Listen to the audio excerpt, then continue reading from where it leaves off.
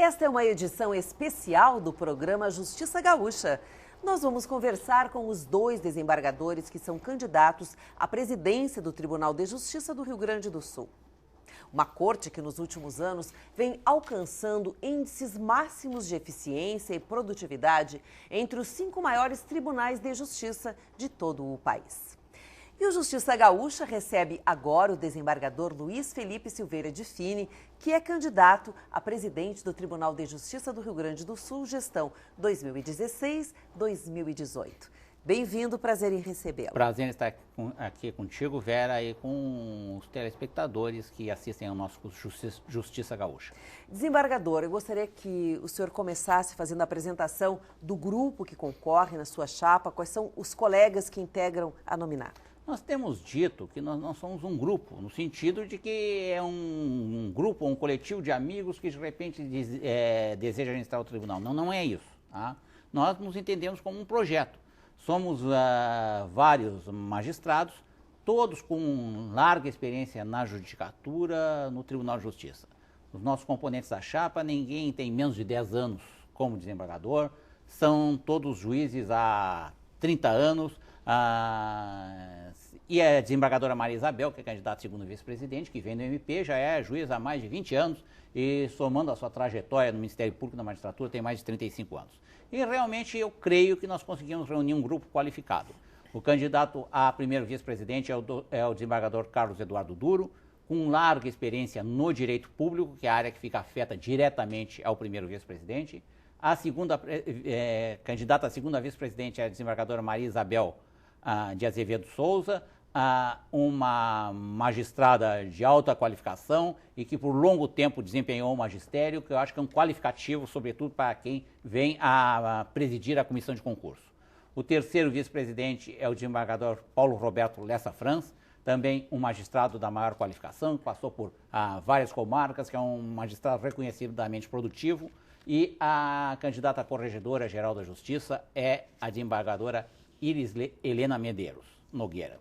E, inclusive, a nossa proposta, a nossa nominata, apresenta pela primeira vez 2 mulheres concorrendo aos cargos de direção do Tribunal de Justiça, e acho que isso é uma questão importante quando essas questões de gênero adquirem cada vez maior importância e relevância, e que as mulheres ocupam hoje um espaço cada vez mais significativo na magistratura gaúcha. Tá certo. O que o senhor poderia destacar aqui sobre o seu programa de gestão, proposto pelo seu projeto? O nosso programa foi encaminhado a todos os magistrados do Estado. Ele é relativamente longo, mas eu destacaria alguns pontos.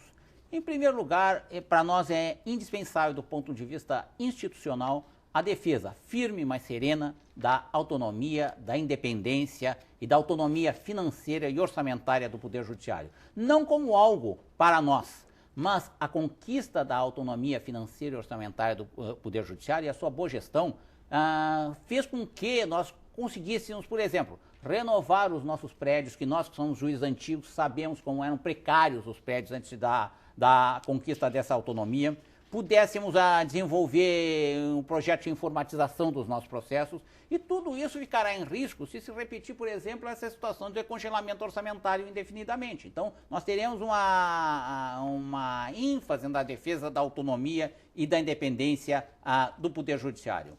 Cremos que a previdência pública é algo que preocupa a todos nós, preocupa a todas as instituições, preocupa a todo o funcionalismo. Foi aprovado um projeto de previdência suplementar no Estado e nós temos uma preocupação básica, é com a autonomia, com a saúde financeira desse fundo. Inclusive com o fato de que nisso também seja observada a autonomia financeira e orçamentária do Poder Judiciário, que quer gerir o seu próprio fundo, porque se nós gerirmos, nós sabemos que ele será aplicado de forma a poder atender futuramente seus compromissos, sem aquela tentação de a primeira dificuldade de ir lá retirar recursos que mais tarde farão falta. Nós pretendemos ter uma participação ativa no Conselho de Tribunais Estaduais e junto aos órgãos superiores do Poder Judiciário, Conselho Nacional de Justiça e tribunais superiores. Cremos que a questão dos depósitos judiciais é uma questão extremamente preocupante. Quando o Tribunal de Justiça passou a fazer o gerenciamento desses depósitos, isso começou no ano de 2001, E quando isso foi conquistado, eu era presidente da JUS e tantas vezes nesse estúdio, viemos aqui gravar o programa de televisão da JUS, que na época foi pioneiro, isso permitiu que as gestões seguintes, por exemplo, modernizassem muito nossos prédios, dotassem nossos prédios de melhores condições. Mas já em 2004, o Poder Executivo, por lei, sacou 70% desses depósitos. E combinou então que ele precisava, ele sacaria esses depósitos, mas ele pagaria não os juros que são pagos à parte, mas ele pagaria aquele spread com que os bancos remuneravam o Poder Judiciário, que é a diferença entre os juros legais e aquele que se consegue numa aplicação desse vulto. Depois passou para 85%. Depois passou para 95%. E cada vez se saca mais um dinheiro que pertence às partes e não se resolve a crise econômico-financeira do Estado. E depois o Executivo diz que também já não pode pagar os juros de um valor que ele mesmo tomou.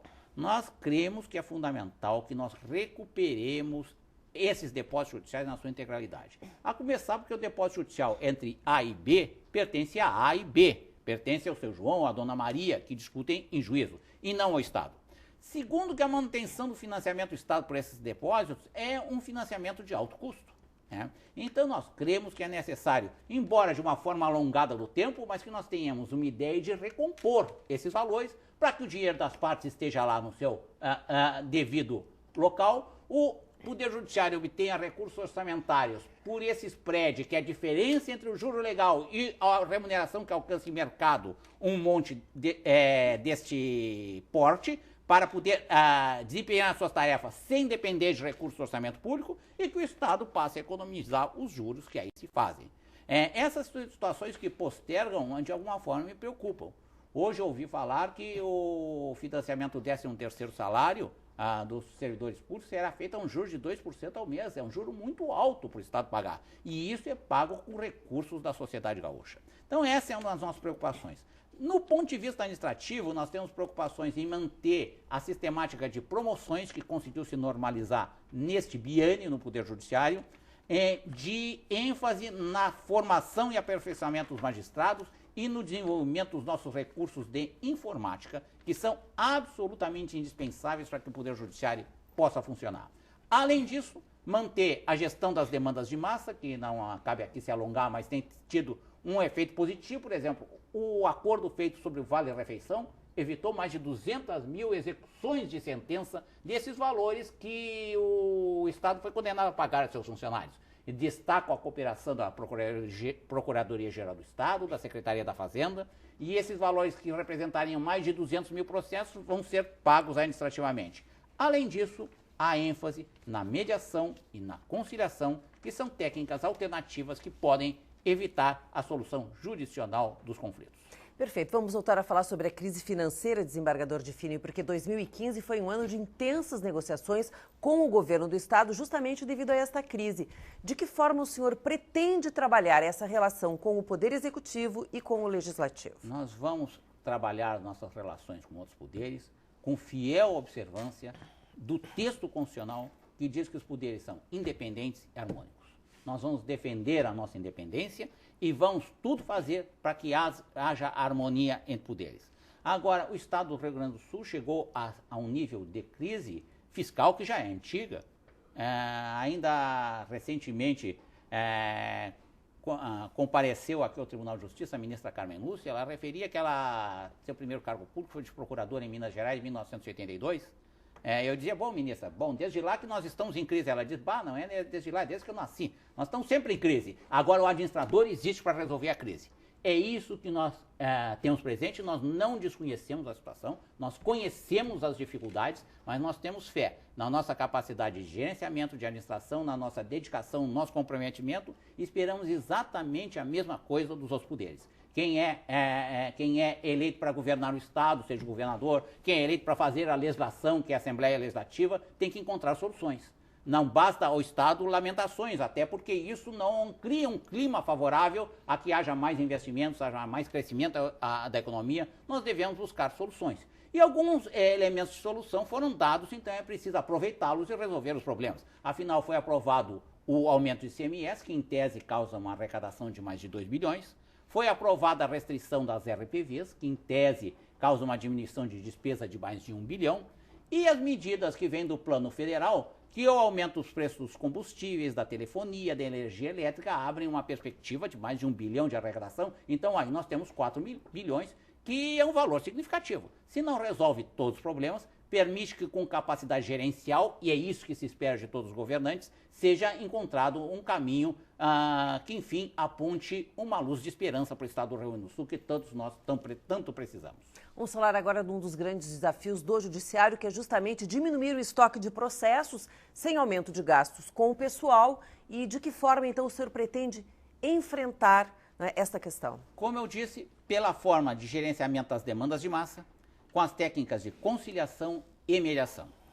O Núcleo Permanente Métodos Consensuais de Solução de Conflitos, no PMEC do Tribunal de Justiça, do qual eu, como primeiro vice-presidente, presido, criou nessa gestão mais de 25 núcleos que foram instalados em diversas comarcas, e nós devemos perseverar aí.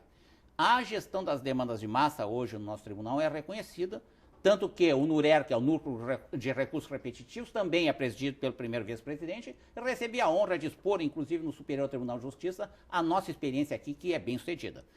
Por exemplo, a questão do vale-refeição, e agora explicando um pouco mais, a questão é que entre os anos de 1991 e 2000, ele não foi reajustado para os servidores do Executivo. Aí ingressaram com ações, essas ações tramitaram, e afinal o Supremo Tribunal Federal manteve a decisão do tribunal daqui, por achar que a questão era de direito local, de que devia haver a correção.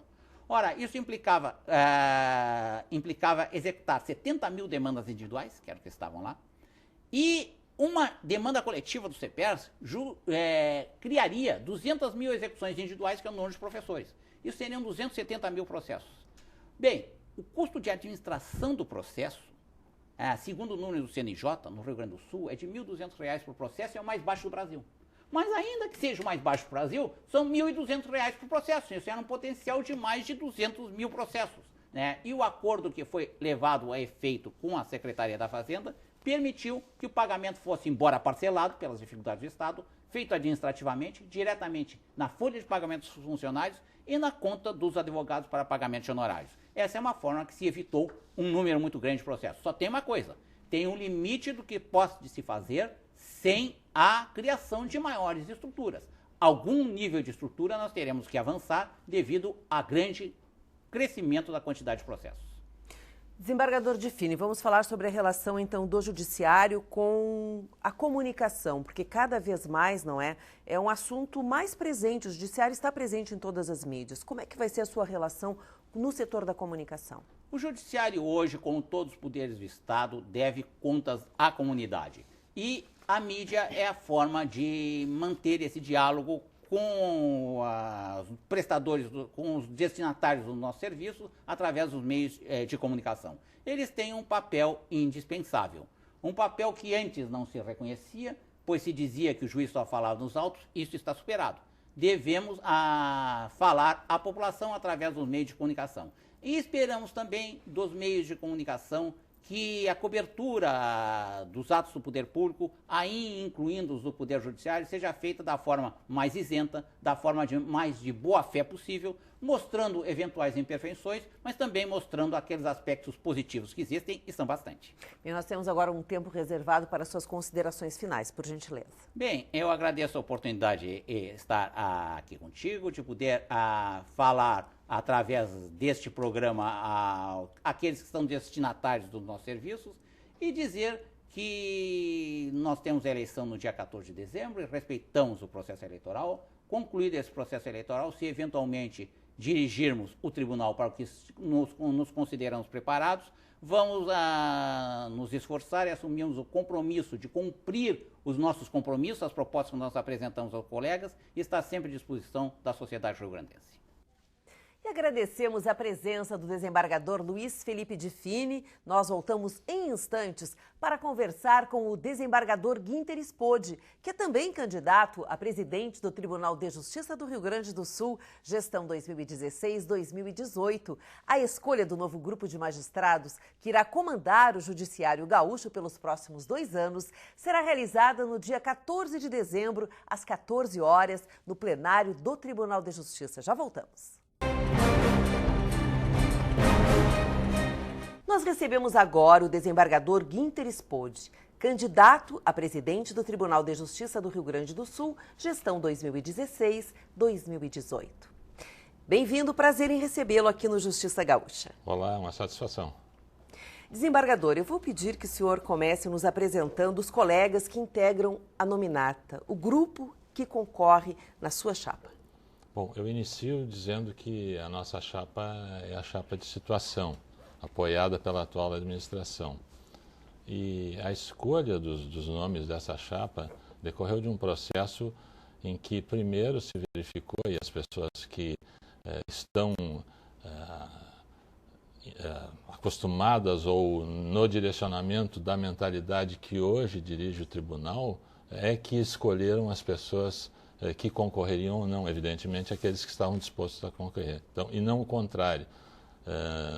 Não foram os candidatos que se propuseram, mas sim as pessoas que se alinhavam com o ideal que já está sendo executado na gestão do tribunal, é que foram identificados e dentre eles escolhidos aqueles que no momento se entendeu seriam os melhores para concorrer.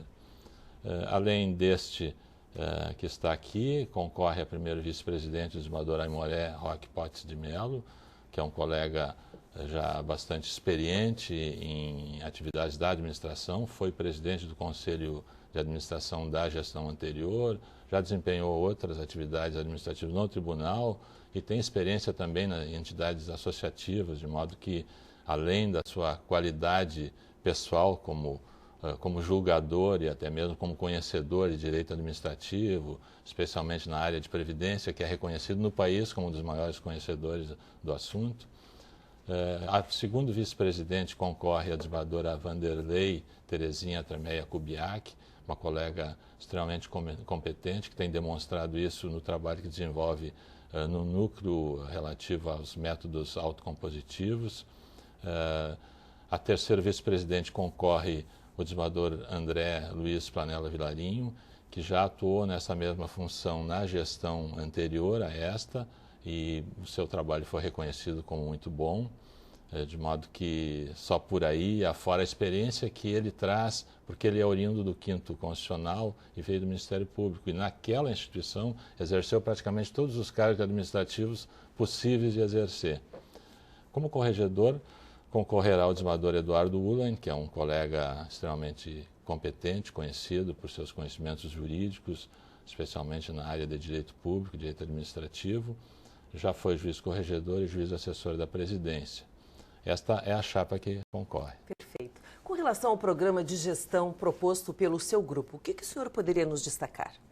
Bem, até pela forma como foi composta a chapa, já indica o que é prioridade da nossa própria gestão. Qual é a prioridade maior? Numa gestão de 2 anos, a prioridade maior não é a prioridade da gestão, mas a prioridade da instituição.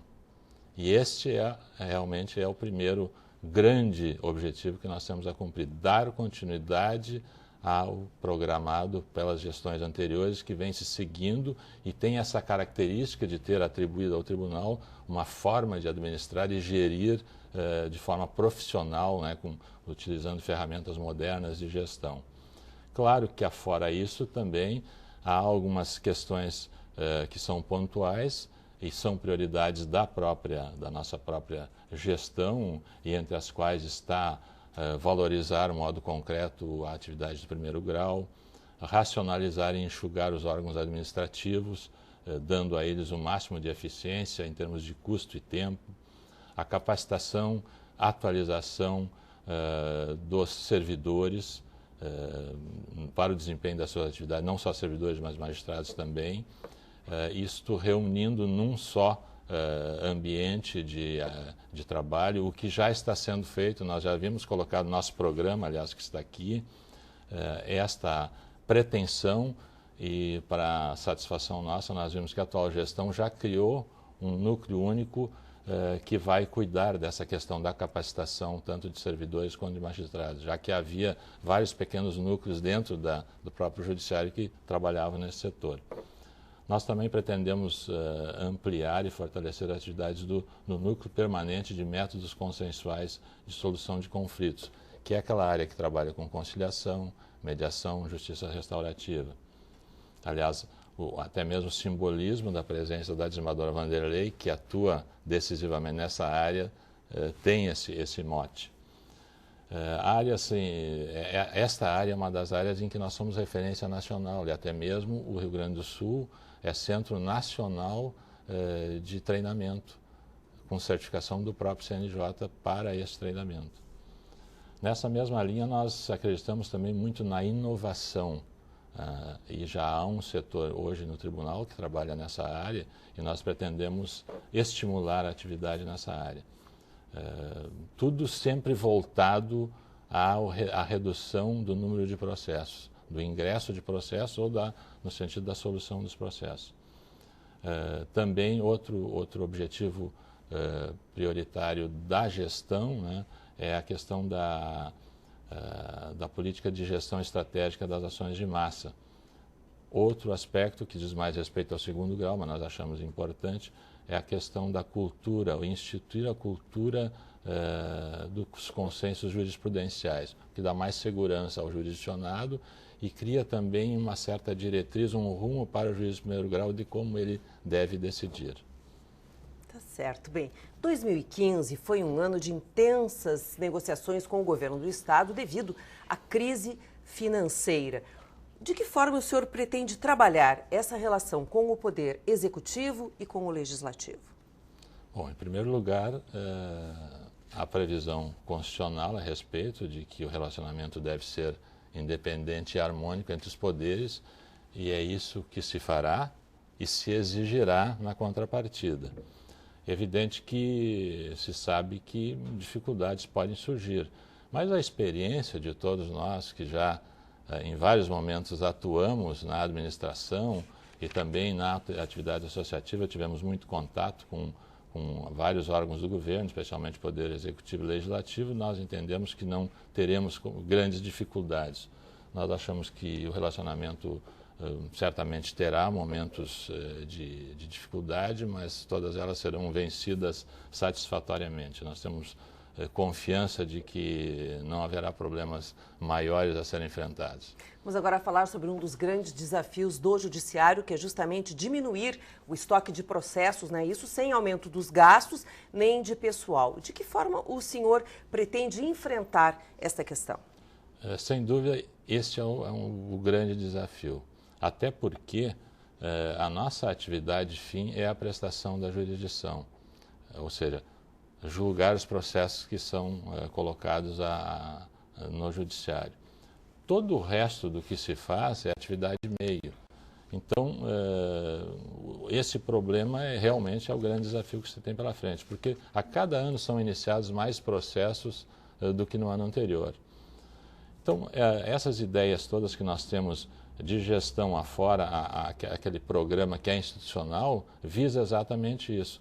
Conseguir que com maior produtividade, com menos desgaste ou menos gasto, se consiga fazer mais. Isso se tem feito.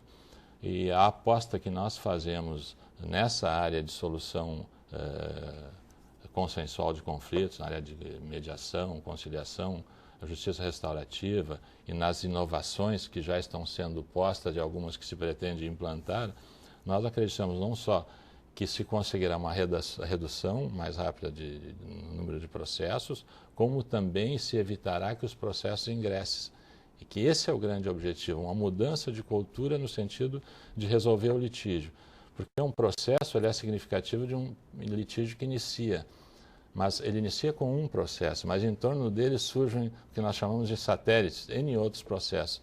Então, no momento que se consegue evitar o litígio com uma composição, evitando que o processo inicie, na verdade não se está só encerrando ou evitando que um processo seja começado ou que se tenha de decidir, mas vários processos, às vezes dezenas, né? Então, o estímulo a essa atividade é extremamente importante, assim como o estímulo à utilização dos juizados especiais, que é uma forma mais rápida de solução dos conflitos. Com relação à atividade jurisdicional em si, evidentemente que se tem conseguido muito sucesso com base no avanço de tecnologias, como informática e tal, mas não tem sido suficiente, de modo que se tem que partir para uma mudança de cultura. E esse será um trabalho no qual se investirá bastante. Perfeito. Bem, o judiciário tem sido cada vez um assunto mais presente, frequente nas mídias em geral. Nós gostaríamos de saber de que forma, então, o senhor pretende tratar essas questões envolvendo a comunicação com a sociedade e com a imprensa, de um modo geral. Bem, a verdade é que a questão da comunicação do judiciário com a sociedade mudou radicalmente de 2 décadas para cá, digamos. Eu lembro que havia um chavão, né, de que o juiz só falava nos autos. Hoje isso não é mais verdade, né? Se sabe que o juiz também fala fora dos autos. Há 20 anos atrás, quando presidia a Júris, uma das prioridades da nossa gestão na época foi exatamente a aproximação do juiz, do judiciário com a sociedade. E muito se fez em torno disso. Tanto que a primeira entidade associativa do país que criou uma assessoria de imprensa foi a nossa associação. E nós fizemos várias atividades conjuntas com as entidades ligadas à área de comunicação, a GET, a BERT, exatamente no sentido de criar esse vínculo que passou a fluir com uma naturalidade impressionante. Nós, de alguma forma, queremos reproduzir esse tipo de relacionamento e pela nossa história, né, pelo nosso histórico, né, pelo menos o meu pessoal e de alguns dos componentes da chapa, certamente isso será feito com transparência e é isso que se deve fazer. O judiciário, por ser um poder público, deve prestar a conta das sociedades, das suas atividades, né? Até mesmo explicando o que lá ocorre e o que é feito, porque se usa no judiciário, no direito em geral, uma linguagem que não é conhecida do povo. Então, tem que se fazer quase uma tradução daquilo para que as pessoas possam entender. E nós temos agora um tempo reservado, desembargador Guinter Spode, para suas considerações finais, por gentileza. Bem, é verdade que se vive hoje um quadro de crise de 2 ordens, ética e econômica. E a minha mensagem aqui é de otimismo em relação ao quadro de crise econômica do Estado, fazendo votos de que essa crise seja vencida. Isso, evidentemente, depende dos poderes das pessoas que empreendem, não só do poder público, mas mais especialmente de quem empreende. Nós temos plena confiança de que isso vai acontecer. No plano do governo estadual também é uma séria crise financeira. E nós estimamos que isso melhore. Mas para que melhore, nós pensamos que haja necessidade de mais otimismo, de que o governo seja propositivo. E o exemplo de que isso funciona é o próprio judiciário, que a partir de algum tempo para cá, 10 anos pelo menos, passou a utilizar ferramentas modernas de administração, como planejamento estratégico, qualidade total. Isso produziu frutos, a ponto de que nós reduzimos a nossa participação no orçamento sem prejuízo da continuidade da prestação de serviços, que cada vez aumenta mais. A nossa participação era próxima de 15% e hoje anda em torno de 10%, o que mostra que com eficiência gerencial e administrativa se consegue êxito. Nós estimamos que também, do ponto de vista de outros órgãos públicos, isso aconteça. Em relação à questão interna também, transmito a mesma mensagem de otimismo e estímulo à postura que sempre foi exemplar por parte tanto de servidores quanto de magistrados, que sabem como ninguém vestir a camiseta, né, atribuindo ao nosso poder uma extrema qualidade e produtividade. Essa é a nossa mensagem. E nós agradecemos a presença do desembargador Guinter Spode,